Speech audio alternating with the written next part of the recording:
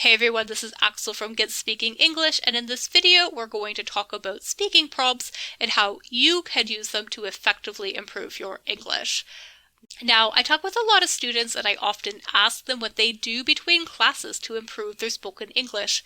And often they tell me they don't do much, or if they do practice, they practice only when speaking with other people during conversations. And while that's great, shows they're really making an effort, usually they still aren't speaking every day, and they're speaking a maximum of 2-3 times a week. And furthermore, conversations are not really the best place to work on fixing our errors. Often when we make a mistake during a conversation, we just move forward instead of focusing on fixing it. So it's important for us to have some strategies we could use to narrow in on and fix our errors. So this video will be part of a series in which I'll give you some strategies of how you can practice your English on your own time without people, so you can focus on your errors and get speaking English more confidently, more fluently, and more accurately. So if you don't know what a prompt is, it's either a short question, statement, or even an image that we then use as a jumping off point to practice our English. So you can respond either by writing or speaking, but in this video we're going to focus on speaking. So once you have the prompt, you want to read it very carefully and then talk about it from anywhere from 15, 20 seconds to even as long as 2, 3, 4, 5 minutes even. And also you want to do it daily, so we're speaking every day. So those of you who have been following me for a while know that I share a prompt daily, and right now there are 3 places you can get them. So the first place is the Get Speaking English Telegram channel. There I have a public channel which you can follow where you can get a prompt every day to do this activity. Then, in January, I also started sharing the prompts on the Get Speaking English Facebook page, and they're also on the Instagram page as well. So follow me on whichever social media application you prefer, and you can do the activity there, and I'll also link these places below. Okay, so now that we know what a prompt is, I'm just going to quickly talk about what this video is about and why it will be helpful to you. So first of all, this video will be helpful if you haven't been using the prompts yet. So maybe you've seen them, but you've been unsure as to what to do. Well, now you'll have some ideas and strategies you can use to start improving your English with them. Secondly, this video will be great if you've been doing the activity, but hopefully it will give you some ideas about how to modify your study habits so you start seeing some bigger improvements with your English and in your speaking. And then finally, these strategies are also going to be extremely helpful if you've been struggling to pass an exam. So for example, maybe you've needed to pass the C1 Advanced, or you need a 7 in IELTS, but every time you do the exam, you don't get the speaking scores you need. Well, in situations like these, you're probably making some errors which are holding you back. So we really need strategies not only to help you prepare better for the exam, but also improve your overall level of English and start fixing the things holding you back. So hopefully this video will give you some ideas about things you can do to start seeing some progress. Also, I just want to talk really quickly about what this video is not about. So I'm going to talk a lot about repeating the same answer over and over again to say things right. However, this video is not about memorizing answers for an exam. Okay, there are some people that think they can pass their exams simply by trying to predict answers or topics or pre-memorizing answers or templated answers. And unfortunately, this will not work for a Cambridge exam. And in fact, their examiners are trained to spot this kind of thing. Depending on the exam, they may discount your answer completely if they think it's been memorized. So just don't do it. It's not worth the risk. However, repetition repetition is the key to fluency. So we will be repeating a lot in these exercises, and that's just so we can start feeling comfortable saying the phrases, saying them correctly. And you'll find that once you get the basic grammar patterns and phrases down, you'll be able to start using the correct form automatically without thinking about it. And in turn, you'll become more fluent, more accurate when speaking. So that's our goal with these exercises. We're putting in the work now to develop good habits and get comfortable when speaking. We are not pre-memorizing answers for an exam. So my first piece of general advice, which applies to absolutely everyone, is never say yes or no, okay? We never want to give a one-word answer or a short answer, because if we do that, we're never going to improve. Instead, we need to expand on our answers and show off our English, show off what we know. This will then give us more English to analyze while doing the activities mentioned in this lesson, and you'll have more opportunities to improve as a result. So a better strategy is to take the question and then answer it directly, then expand on that answer by giving a reason, basically saying why you said what you said, and then finishing with a relevant, logical, clear example that illustrates your point. And then using this method gives us more opportunity to use the English that we know and gives us more to work with when doing the speaking activity. Also, before moving on, I just want to point out that it's really, really important that you answer the question directly. Sometimes I work with students who are often preparing for exams, and they think that they need to impress the examiner. So to do that, they'll start their answer by giving a really long introduction. And unfortunately, this is the wrong approach. We don't want to do that. For starters, it's often confusing. It makes you sound like you didn't understand the question, and obviously we don't want to do that, so it's better to make it obvious that you understood by answering the question directly. Also, your examiner probably has a lot of candidates they have to get through, so they may only be able to stay on a question for a very short amount of time. So if they interrupt you before you've gotten to your answer, that can negatively impact your mark. So it's always much better to be direct by answering the question directly and then adding reasons and other supporting details to elaborate on that answer. So now that we have a basic strategy for answering our prompt, let's look at how to adjust this activity depending on your level of English and your English speaking goals. Also, this video is going to be long, so I'm going to leave some timestamps below so you can jump to the section most appropriate for your level. Also, to do this activity, you're going to need the following things. So something to write on, either a pen and a pencil and a pad of paper, and something to record yourself on. So maybe a phone, a computer with a microphone, a tablet, something like that.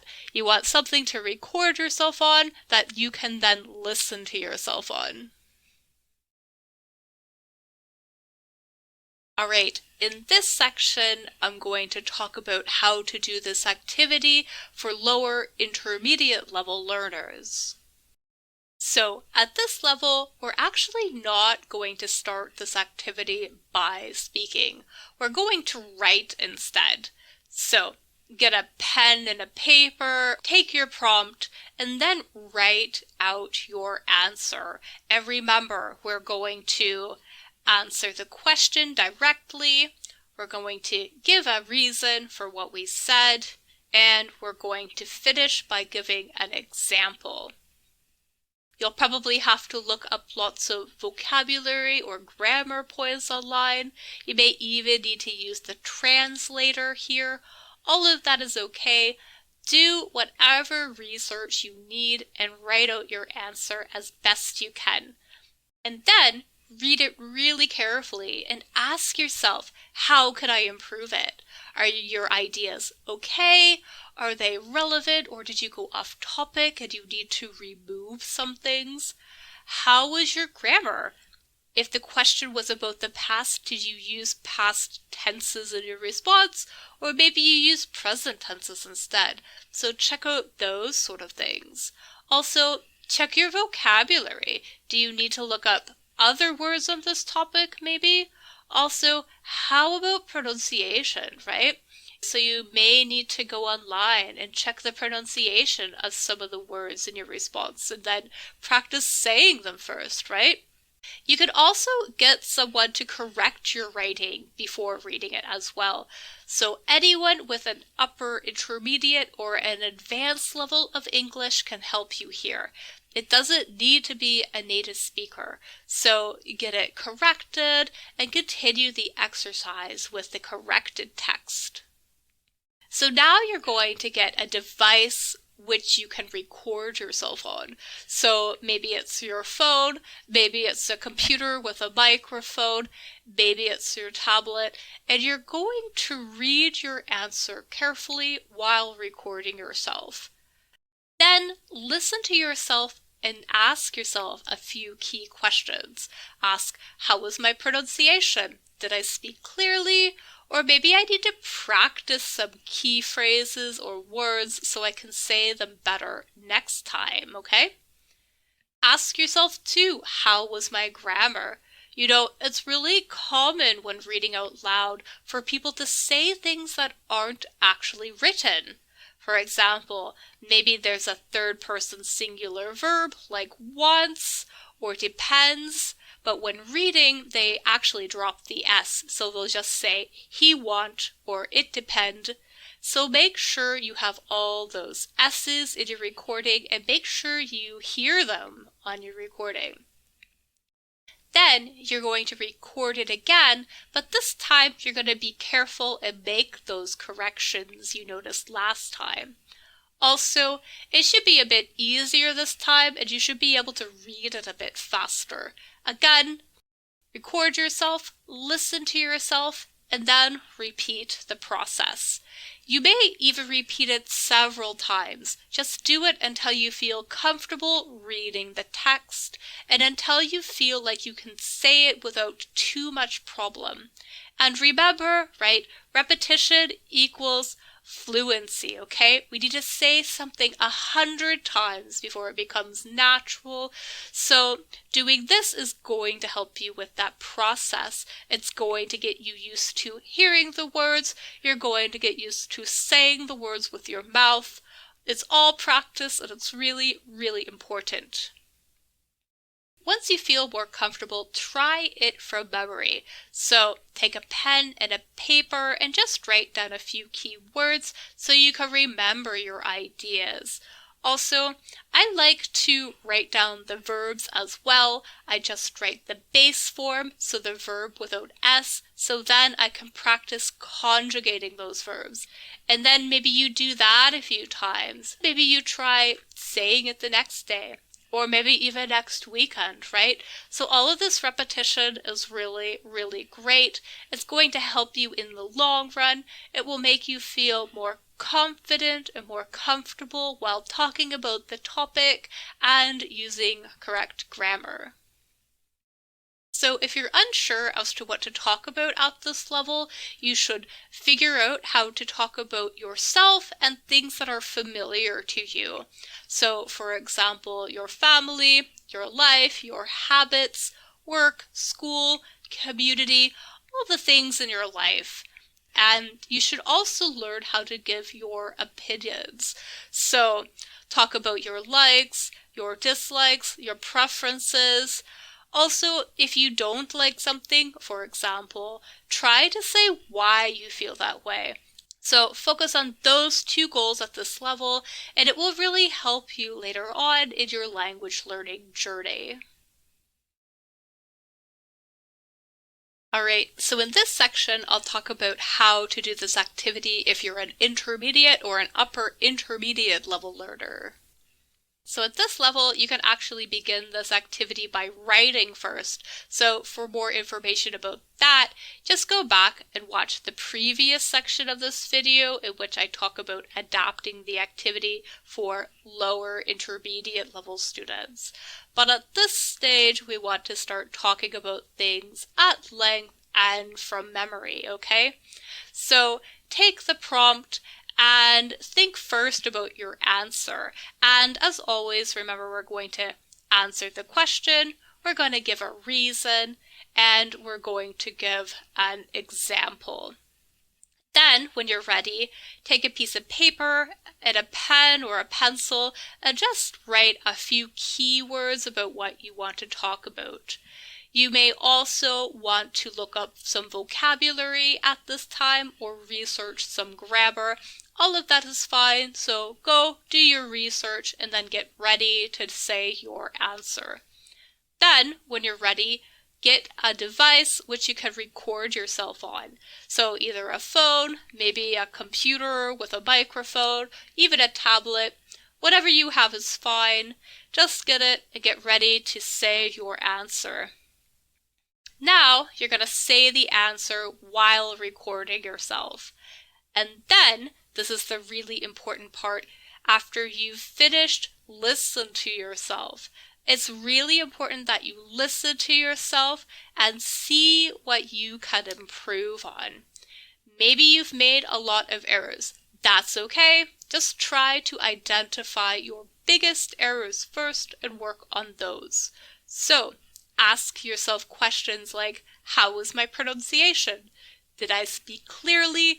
Or maybe I need to practice saying some phrases and words. Ask yourself too, how was my grammar? For example, if you were talking about the past, did you use past verbs or did you use present verbs? Also, did you use present perfect when maybe you needed simple past? Or, when talking about the present, maybe you use simple present when you should have used present continuous. So, think about your grammar, ask yourself if what you said was correct or not, and then see if there's anything you can improve on. Then, prepare to say it again. So, listen again, but this time make some notes about what you talked about the first time. So, write down a few keywords to remember the points you made, and I also like to write down the verbs again. So, I just write the base form so I can practice conjugating them again, and make sure everything is in the same order. We're basically trying to say the same answer or similar answer, but with the corrections this time. So now that you're ready, say it again. It should be a bit easier the second time. Maybe you've made different mistakes, but that's fine. Just listen again, correct yourself, repeat the process. And you might do this 4, 5, 6, 7, 8, 9, 10 times, it doesn't matter. Just aim to get a bit more comfortable saying the answer each time, and aim for getting a bit more accurate each time. At first, this activity may seem really hard. In fact, speaking may seem really hard. However, it will get easier over time. And remember, repetition equals fluency. So it's going to be really helpful for you in the long run, and it will help you become more fluent and comfortable while speaking. Finally, at this level, you should already be able to talk about yourself and your life, give your opinions, but now you can talk about all these things in more detail. Also, at this point, it's really important that you learn how to talk about other people as well and hypothesize about situations you're not a part of. You'll notice on the B2 First exam and the C1 Advanced exam, a lot of those Part 2 questions, even some of those Part 3, Part 4 questions, are all about other people and their experiences, right? So for example, a question might be, how might this person feel? Or why might they have done these activities? That sort of thing. So it's a good idea to get used to using this language now, and we can use the prompts to do that. If you need to, just simply change the prompt. For example, if the question is directed at you, just pretend it was directed at other people and then say your answer. Also, there are two things you could do here to get feedback, and you can get feedback either from a proficient speaker of English or a native speaker. So the first thing you could do is actually write a transcript of what you said. So to do that, you'd simply listen to your recording and then write out word for word what you said. Then you'd take the text and you would send it to someone for corrections, and then you would practice the exercise using the corrected version. Another thing you can do is send your recording to someone and have them listen to it and correct it. They'll be able to hear your speaking and let you know if what you said was clear or not. They can also check your pronunciation, give you feedback on grammar, that sort of thing. Also, never feel embarrassed if you made a lot of mistakes. Having all this feedback is extremely valuable. Remember, you cannot fix your errors if you don't know what they are. So, empower yourself, discover your errors, figure out what's holding you back, and then aim to say the corrected version moving forward. So in this section, I'll talk about how to do this activity if you're an advanced level learner. So at this level, we can pretty much talk about anything and we can talk about it at length. So you want to adapt this activity according to your goals and what you want to do with English. For example, if you want to practice responding to short answer questions, then don't write any notes and simply respond to the prompt, talking anywhere between 20 seconds to even as long as a minute or two. Remember also, we're always going to give our answer by answering the question directly, giving a reason, and then giving a relevant example. You can also use the prompts to practice monologues. So a monologue is when you need to talk about a topic by yourself for a period of time, and they're very common on exams. On the B2 First of the C1 Advanced exams, for example, there's that monologue activity with the pictures. On IELTS, there's also a cue card activity where you have to talk about a topic for 2 minutes. On some exams, you need to talk for as long as 3, 4, even 5 minutes. So in this case, you want to take a minute beforehand and prepare some notes of things you want to talk about and then do the activity. Then you're going to get something to record yourself on. So it could be your phone, it could be your computer with a microphone, even your tablet, whatever you have. And then you're going to say the answer and you're going to record yourself while saying it. And then you're going to listen to yourself. And this part is really, really key, okay? Don't skip this part. It may be really awkward at first. Maybe you hate hearing your voice. I know I do. But it's really, really important.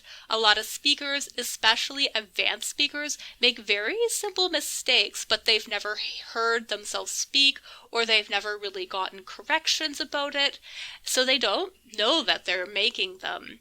And trust me, at an advanced level, you'll be able to hear at least the basic mistakes that you're making. So don't feel embarrassed. Listen, identify your mistakes. Remember, we cannot fix our errors if we don't know what they are. So empower yourself, become aware of your mistakes, and then take active steps towards fixing them. So listen now and identify your errors. So ask yourself questions such as, how was my pronunciation? Do I need to double check how some words are said? Also pay attention to sentence stress and syllable stress here. A lot of words share the same root, but then the stress changes depending on whether they're a noun, an adjective, or an adverb, etc. So those details are hard to learn, but at an advanced level we need to start paying attention to those details. Also, listen to your grammar as well. Some common errors that students still make at this level include dropping the S's on third-person singular verbs. So they say things like she think instead of she thinks, or it depend instead of it depends. They also forget the S when speaking in general. So, for example, they'll say I like book instead of I like books. But remember, when we're talking in a general way, we always want to use plural countable nouns. Another common mistake that I see a lot of my students doing lately is dropping the ed endings on past tense regular verbs. So make sure you're saying those and that you're saying them clearly. You may also want to double check how you're saying those endings, right? So the ed rarely creates an extra syllable. Usually it's a blended sound. So I share a lot of videos on social media about this topic, so be sure to check them out. Anyways, if you're making these kinds of mistakes on a regular basis, I guarantee they are holding you back. So you need to work on saying these sentences correctly and getting rid of those bad habits. Also, it's quite possible that you make a lot of these kinds of errors and that you're doing them repeatedly, and that's fine. Don't panic. Just pick one or two things to work on at a time. Trying to fix all of them at once will be ineffective. It's always better to just focus on one or two big errors at a time and then fix those before moving on to the next problem. However, listening and identifying the problems is really good because, like I said, you cannot fix your errors if you don't know what they are. So it's good knowledge to have. So once you know what to improve on, listen to your recording again, but this time you're going to make some notes. So write down some keywords. I also like to write down the verbs, so I'll just write the base form of the verb so I can practice conjugating them again, and put everything in the same order. We're basically trying to recreate the same answer we did the first time, but now making our corrections. And then repeat the process again. So say it, record it, then check. And then maybe you do it again. And maybe you do it again. Maybe you do it 5, 6, 7 times, right? So you can repeat it a few times and just aim for getting the targeted errors correct, right? Aim for fixing those little mistakes you wanted to focus on. It'll be really hard at first, but I guarantee over time it will get easier. And also eventually you'll be able to say the correct version without even thinking. In the end, you'll become a lot more flexible with English. You'll be able to alter, change, add on to your ideas, and you'll be able to be more spontaneous and correct at the same time. So it's a great process and it's really worth doing. So at this level, we can pretty much talk about everything, including hypothetical or unreal situations. We could talk about those things at length as well, and we can pretty much use all the tenses, which is great. Just to clarify though, so advanced C1 English does not mean overly scientific or academic language. Also, you never need to know absolutely everything about a topic, so do not memorize word lists filled with things you'd never use. You only need to know enough to generally talk about a topic like you might in your native language. Also, this doesn't mean formal or overly complex phrases, okay? These exams are never formal meetings, they're more like chats between friends, right? They're not like giving an academic lecture, they're more like a conversation with buddies. So don't try to force complex or high-level vocabulary into your sentences that you don't understand. Instead, aim for learning practical language you'd use with normal people in everyday conversations. So, language you'd use with your friends, colleagues, or even strangers on the street. So I mentioned earlier that you should be able to use a range of tenses at this level, and I know sometimes the prompts seem pretty simple and your answers might be really short. So to expand on answers, I like to use what I call the INPOF method, and INPOF basically stands for Introduction, Description, Past, Opinion, and Future. So when I go, I'll take a minute to make those notes, and I'll just write this acronym down the page, and then I will write 1 or 2 keywords under each point, just so I can remember what to talk about. So in this case, Introduction, that will be the answer to your question. Description might be where you expand by giving a description. And then under past, I always talk about how maybe this thing was like 10 years ago, for example, or you could talk about how it's changed, or maybe you did something with that thing in the past. Then always give an opinion. So this could be your opinion maybe, or maybe you could talk about what other people think. Then finally, I always talk about the future. So you could hypothesize about how the topic will be different in the future, or maybe you have some sort of plan relevant to the topic. So following this strategy should give you lots to talk about, and you should be able to expand on the topic from anywhere from, 2 to even 5 minutes. Finally, if you'd like some feedback on your recording, you can either send it to a proficient user of English or a native speaker, and they'll let you know if your ideas were clear or not, if anything was off about your pronunciation, or if you need to fix anything. All of that feedback will be extremely helpful to you, so never feel ashamed if they point something out. Again, we cannot fix our errors if we don't know what they are, so empower yourself, get that feedback, know your errors, and then use that information to go ahead and improve. Alright, so I mentioned a few times in this video about getting feedback on your writing, so I think what I'm going to do is just create another video in which I'll talk about some things you can do and places you can go to get that feedback. So keep an eye out for that. As always, if you'd like more opportunities to get speaking English, feel free to check me out on social media. I have lots of different things for both intermediate and advanced level learners to do, both on Instagram, Telegram, and Facebook. Also remember, you can find the speaking prompts on Instagram, Telegram, and Facebook, and I'll link those accounts below. We also have a Discord server where you can connect with other students and practice with them in the speaking rooms. Finally, I'm also available for private lessons, sessions of exam preparation, and sessions of conversation practice with feedback and lots of notes. In the future, I'm also planning on doing some group lessons as well, so stay tuned for those and you're more than welcome to come join us. Once again, this is Axel from Get Speaking English. Thank you so much for watching, and I can't wait to get speaking English with you super soon.